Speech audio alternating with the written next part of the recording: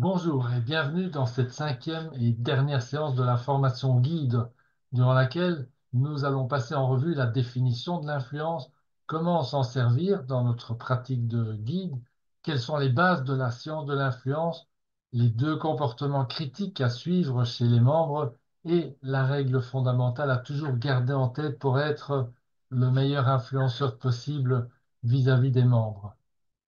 Alors, l'influence combinée au langage des couleurs qu'on a étudié dans une séance précédente, eh bien, les deux ensemble, ce sera votre passeport pour la réussite de votre mission de guide. Commençons par une définition de l'influence. Qu'est-ce que c'est? Eh bien, l'influence, c'est la capacité à changer le comportement. Le comportement des membres, des autres en général, mais aussi notre propre comportement, évidemment.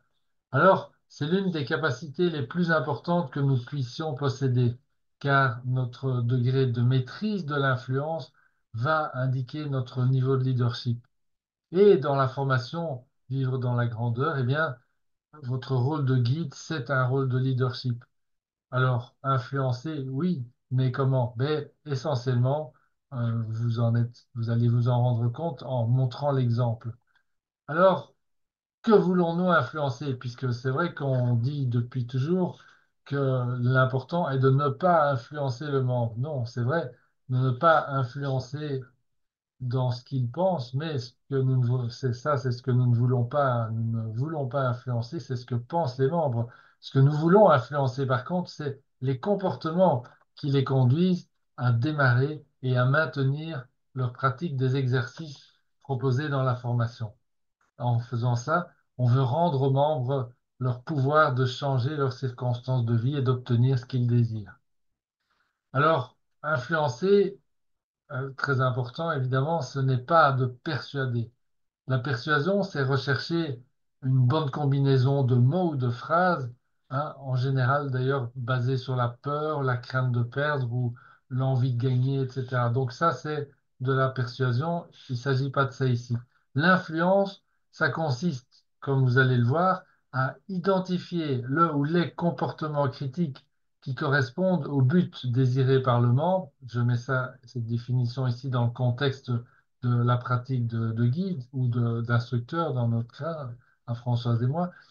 Et donc, première chose, identifier les comportements critiques qui correspondent au but désiré par le membre et ensuite à l'amener à choisir par lui-même de pratiquer ces comportements critiques ou pas d'ailleurs.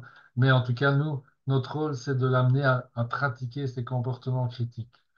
Alors, pourquoi savoir influencer est si important?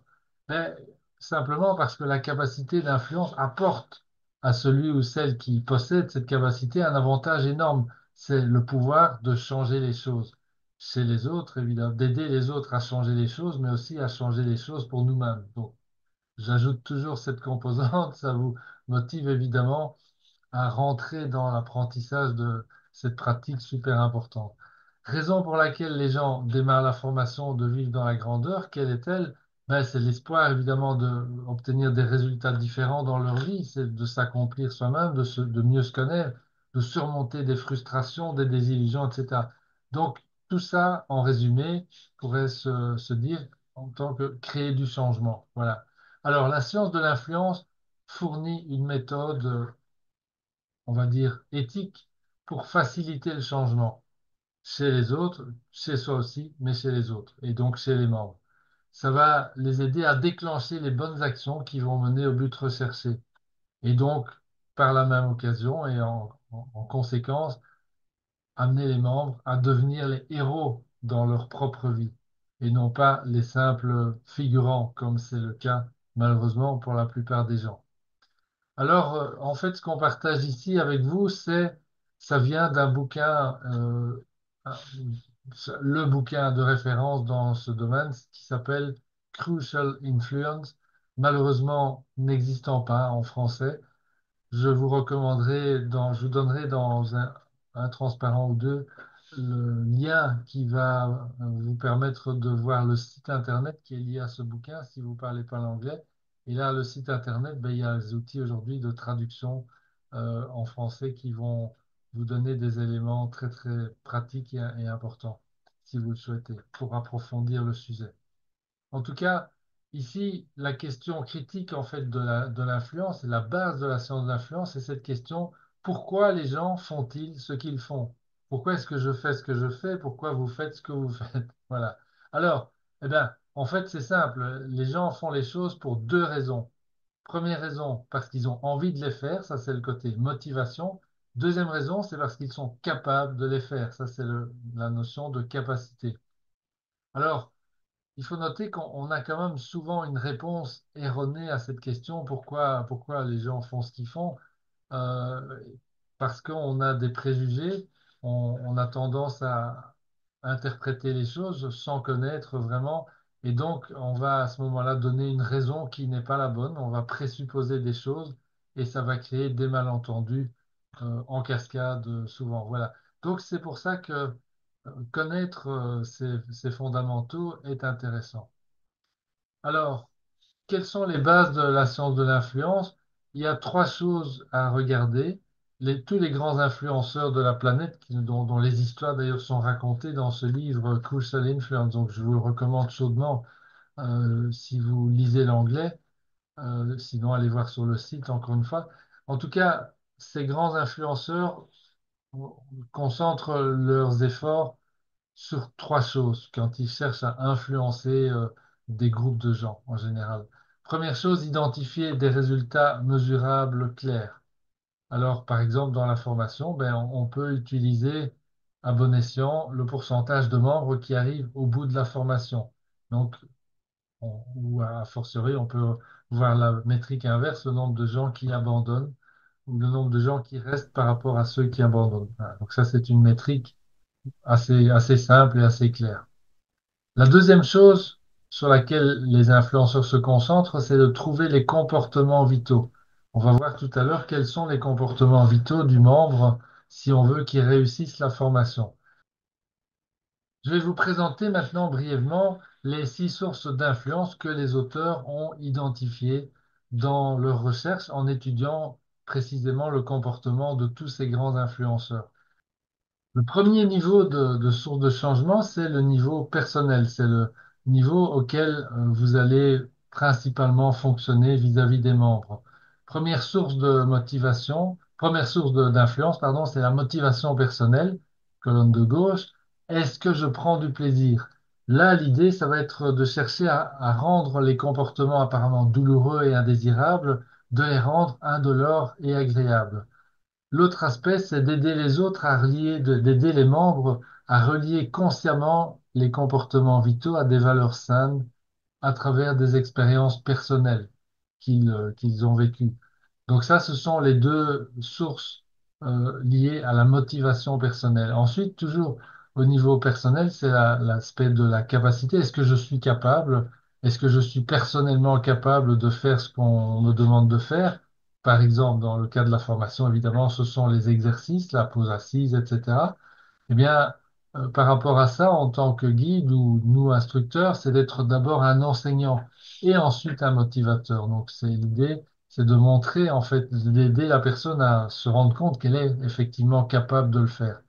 On va investir dans une pratique délibérée pour améliorer les capacités personnelles. Voilà, donc ça, ce sont les sources de changement au niveau de la capacité. On l'a vu aussi au niveau motivation pour toute la branche personnelle. Maintenant, voyons, deuxième niveau de source de changement, c'est le niveau social. Là, on parle de la notion de groupe. C'est là qu'on a introduit les masterminds.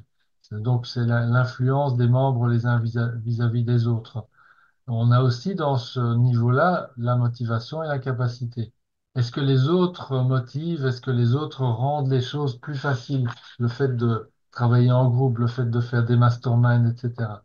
Donc là, on va exploiter en tant qu'influenceur, donc en tant que guide ou instructeur, le pouvoir, on va exploiter le pouvoir de la pression sociale, donc la pression du groupe. Ah, il y en a qui avancent plus vite que d'autres, etc. On va trouver la force dans le nom, montrer la voie à travers le principe du sacrifice, identifier et engager les leaders d'opinion. Ça, ce sont des choses que font évidemment les influenceurs. Ben, les leaders d'opinion, dans notre cas, ben, ça va être peut-être des membres permanents qui ont déjà fait la formation à plusieurs reprises et qui vont, dans un mastermind, par exemple, pouvoir partager mieux leurs expériences, etc. Donc ça va influencer positivement les membres qui démarrent la formation pour la première fois. Alors, on a maintenant des sources de changement au niveau de la motivation structurelle. Là, on est dans le troisième et dernier niveau. Là, il s'agit en fait de mettre un cadre en place. Ça, c'est plutôt euh, notre, euh, notre rôle en tant qu'instructeur, c'est de mettre un cadre à la formation. Donc, c'est ça, en fait, cette notion de structure. Est-ce que l'environnement en place sont aidants, sont motivants pour permettre aux membres de réussir la formation? Voilà, donc là, on va mettre en place des incitations à adopter les comportements souhaités, qui sont, je répète, hein, les comportements, ce sont lesquels? C'est toutes les pratiques, les exercices qui sont proposés aux membres pendant la formation. Donc, on doit trouver des moyens de mettre, de motiver les membres par l'organisation de la formation à faire ça. Alors, ben, vous avez remarqué, par exemple, que tout ce qui est lié, par exemple, au développement de la DBE, ben, il y a un rythme, chaque semaine, on donne des nouvelles choses, il y a vous qui êtes présent en tant que guide. Donc, tout ça, ça fait partie de l'aspect structurel de la formation. Et puis, on va peut-être aussi, dans certains cas, pouvoir mettre des récompenses, etc. Ça, c'est au niveau large. Dans notre cas, il n'y a pas grand-chose à ce niveau-là, à part les encouragements que vous allez faire, euh, comment dire, oui, les encouragements que vous allez mettre dans vos feedbacks vis-à-vis des membres, etc. OK, alors, euh, toujours dans ce dernier niveau structurel, il y a une autre question qui est abordée aussi. Est-ce que l'environnement facilite les comportements désirés? Je viens de le dire, hein. On va essayer d'ajuster l'environnement lorsqu'on constate que ça ne favorise pas les bons comportements. Donc, on va rendre les bons comportements plus faciles et les mauvais comportements plus difficiles à faire. On va utiliser la puissance de l'espace, des données, des outils, etc. Voilà, donc là, on est quand même dans du sophistiqué, on va dire. Donc, retenez simplement que vous êtes opérationnel essentiellement en tant que guide au niveau personnel. Vous avez un rôle aussi au niveau social en utilisant l'effet de levier du groupe, notamment au travers des masterminds, des zooms d'équipe, etc. Et après, tout ce qui est lié au structurel, là, c'est plutôt le cadre de la formation. Et donc, vous avez le pouvoir de nous donner, par exemple, des idées pour améliorer certaines choses dans l'organisation de la formation. Donc, c'est là que vous pouvez jouer éventuellement un rôle au niveau structurel par rapport à l'adoption des bons comportements vis-à-vis des membres. Voilà. Alors, maintenant, revenons au principe fondamental de la science de l'influence. Donc là, ce qu'on vient de voir, c'est tout ce qui émane de ce bouquin fondamental de référence, hein, sur l'influence. Maintenant, revenons à notre règle de base pour toute démarche d'influence dans notre activité de formation ici. L'idée, c'est de toujours se focaliser sur le comportement à adopter et jamais sur le résultat à atteindre. Voilà. Pourquoi est-ce que c'est la bonne approche? Ben, c'est évidemment extrêmement simple, puisque le résultat atteint, obtenu, dépend des bonnes actions, et les bonnes actions dépendent évidemment des bons comportements. Voilà. C'est aussi simple que ça. Et vous connaissez maintenant par cœur le mécanisme de l'empreinte mentale, donc je ne vais pas revenir là-dessus. Alors, maintenant, très important à savoir dans votre rôle de guide, quels sont les deux comportements vitaux des membres dans le cadre de cette formation? Pourquoi c'est important de les avoir? Encore une fois, donc en vertu de ce qu'on a vu tout à l'heure, là, de la science de l'influence, il s'agit d'identifier les un ou deux comportements vitaux qui vont faire que les membres vont réussir leur formation.